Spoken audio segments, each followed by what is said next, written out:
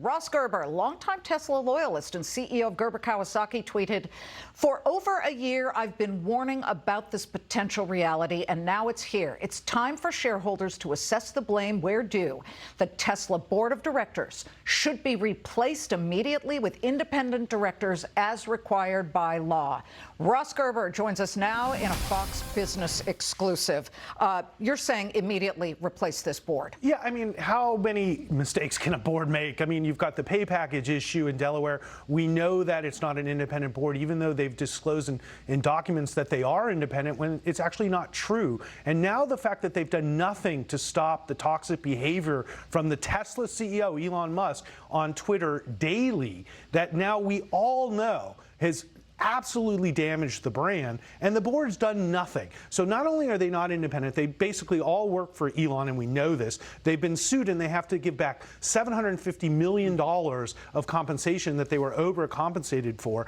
And at some point, you just got to say this board needs to be replaced, and I'm saying it. Okay, but the board cannot control a Berlin Gigafactory problem. The board cannot control Chinese car companies coming up with huge competitive forces in a very short time.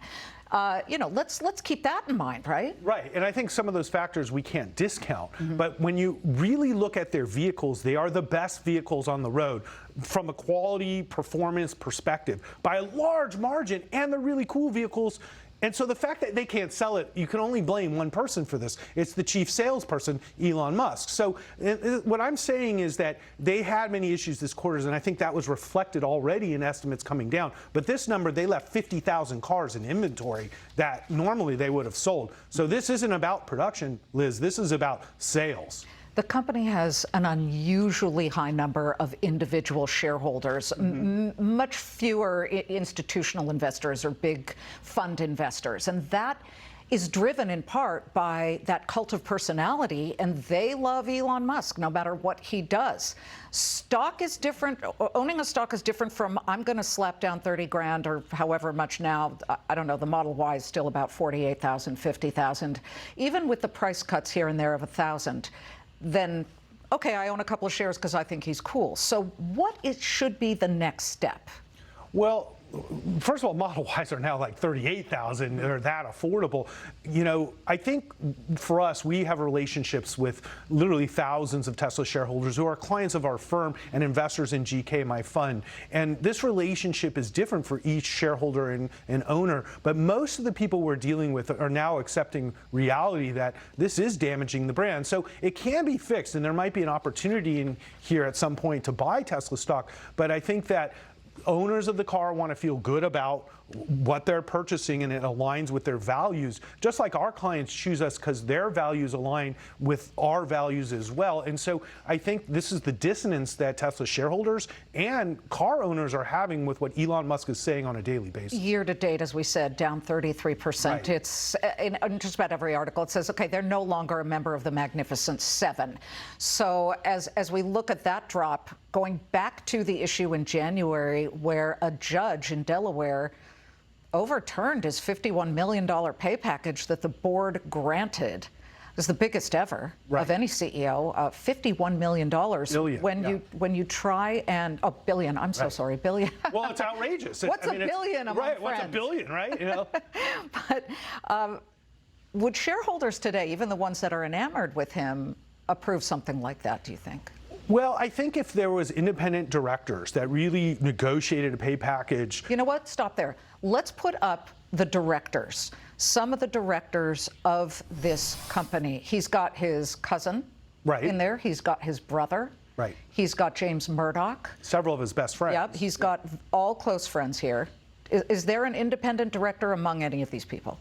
Well, not that I can honestly say is truly independent that represents shareholders. And that was why I ran for the board about a year and a half ago to represent retail shareholders, because at the time the stock was plummeting in the post, Twitter acquisition time. And, I said, look, I'm happy to represent independent investors on the board. And boy, did I get a lot of pushback from that, because nobody at Tesla wants an independent director, that's for sure, and certainly not Elon. But it's about accountability and whether people like it or not, when you go public as a company and it's 83% owned by the public, there's an accountability to the public that Elon has, whether he likes it or not. And he shouldn't have gone public. Now, one option is Elon could take Tesla private, as he did. I think I was on your show when they originally did the 420, take Tesla private. And he could try to raise, I don't know, $500-600 billion and take Tesla private. But that's not going to happen, and we know it. So he has to understand that this is a very big company, and if he wants to continue to be CEO, he has to run it for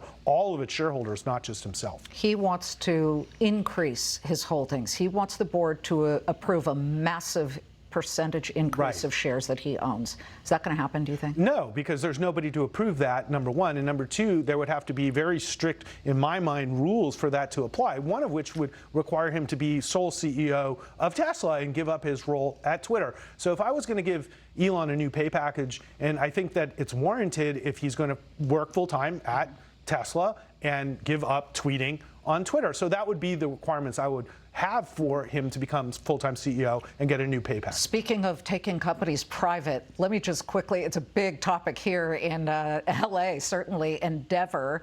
It appears that Silver Lake Partners was going to take this private. The stock was halted earlier. Right now, I believe it's up about 2 1/3%.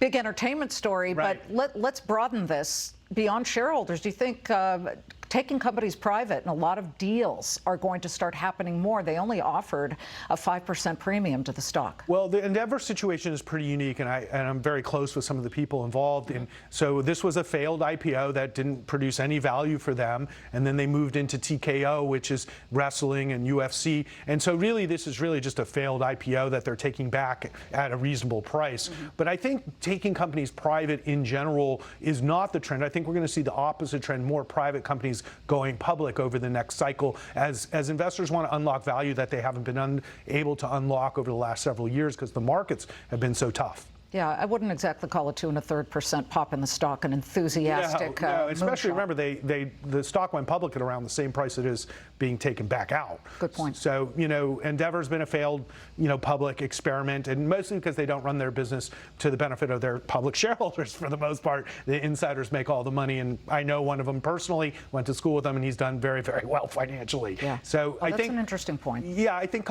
many companies are not run per se for the benefit of their shareholders. But most public companies, I think, do run their businesses pretty clean.